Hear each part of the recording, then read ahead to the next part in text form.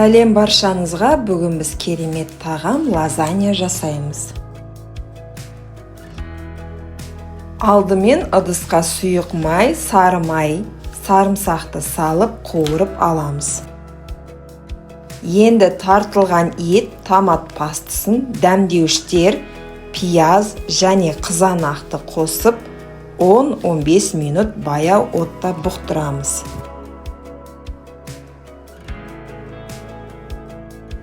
Дайын болған ет тұздығын шетке алып қоямыз.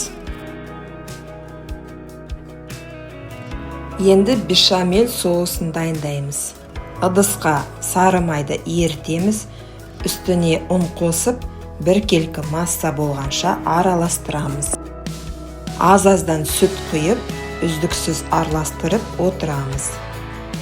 Соңында аздап мұскат жаңғағын және дәміне қарай тұз бұрыш қосып, қоюланғанша қайнатамыз.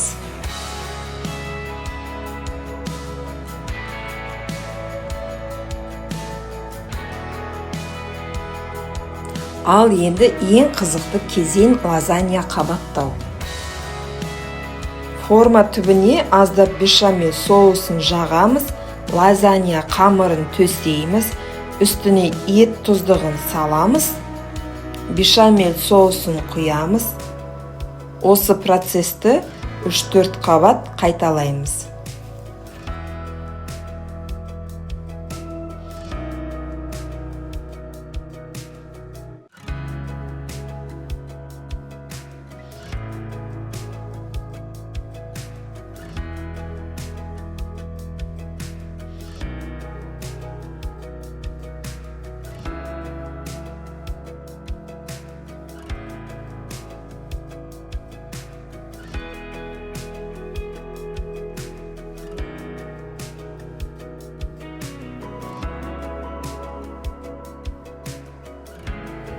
Ең соңында пияз бен үгітілген ірімшікті молынан себеміз.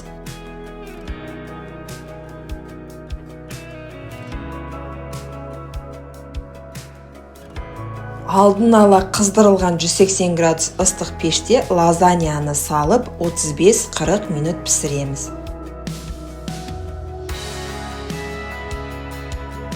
Достар, міндетті түрде жасап көріңіздер. Егер видео ұнаса, лайк басып, арнама тіркелуді ұмытпаңыз.